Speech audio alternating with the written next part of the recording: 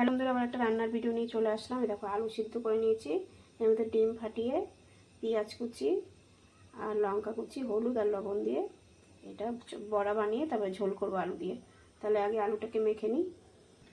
দেখো বন্ধুরা, সব কিছু নিয়ে নিয়েছি, এটা আলুর মধ্যে দেবো আর এটা ভেজে নেবো। আর দেখো আলু কেটে নিয়েছি, এখানে মশলা নিয়েছি, কাঁচা লঙ্কা, জিরে, 1 কোয়া রসুন নিয়েছি, আদা, আর এই টমেটো নিয়েছি বড় থেকে একটা, আর এই দেখো ডিম নিয়েছি, এখানে হলুদ নিয়েছি আর লবণ নিয়েছি।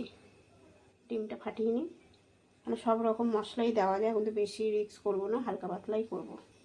2খানা ডিমেই মনে হয়ে যাবে। আর এই দেখো পেঁয়াজটা আর লঙ্কাটা দিয়ে দিলাম কুচিটা। এই দেখো ভালো করে হাত দিয়ে মেখে নিয়েছি। আমি এখন চামচি দেবো, পুরো আলুটা যেন একটু দলা দলা না থাকে, একটাও যেন চাকা না থাকে, মানে আলুর গোটা। যাই বেশি সুন্দর মেখেছি। এখানে আমার 4খানা বড় বড় আলু আছে। তেলটা গরম হয়ে গেছে, আমি চামচি দিয়ে দিচ্ছি।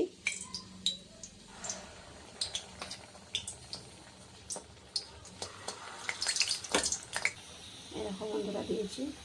এই দেখো প্রথমে একটা ভাজা হয়ে গেছে, বাদ বাকি ভেজে নিই আর আলু ভেজে নিই, তারপর তোমাদের আবার দেখাচ্ছি।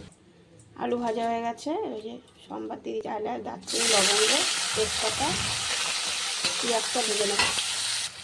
টমাটোটা দিয়ে দিয়েছি আর এই যে মশলাটা দিয়ে দিলাম, কাশ্মীর লঙ্কা গুঁড়ো, হলুদ, লবণ দিয়ে দিলাম। ভিডিওটা বন্ধুরা অনেক বড় হয়ে যাচ্ছে না। এই দেখো বন্ধুরা, আলু দিয়ে কষিয়ে জল দিয়ে দিয়েছি, এটা দেখাতে পারলাম না, আমার অনেক বড় ভিডিওটা হয়ে যাচ্ছে। বড়াগুলো একদম নরম হয়ে যাচ্ছে, মানে ঝোলটা আলুটা পুরো সিদ্ধ হয়ে যাবে, তারপরেই বড়াটা দিতে হবে। একটুখানি ফুটিয়ে, হালকা ফুটিয়ে নামিয়ে দিতে হবে, নাহলে বড়া সব পড়ে যাবে। এই দেখো বন্ধুরা, এবার নামিয়ে রাখবো, মানে বন্ধ করে দেবো, এরকমই থাকবে, একটু ঝোল বেশি দিতে হবে। বন্ধুরা আধা ঘন্টা পরে দেখে পুরো ঝোলটা টেনে গেছে। এই দেখো। তো বন্ধুরা কেমন লাগলো অবশ্যই কমেন্ট বক্সে জানাবে। তোমরা কিন্তু অবশ্যই এরকম করে রান্না করে খেয়ে দেখবে, খুব টেস্টি হয় রান্নাটা।